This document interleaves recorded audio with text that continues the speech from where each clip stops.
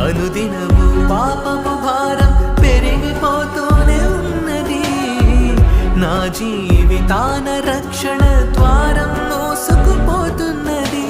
ఏమో ఈ జీవితం, ఏమోనో నా జీవితం. ప్రభువా కాపాడవా, నీ కృపతో రక్షించవా.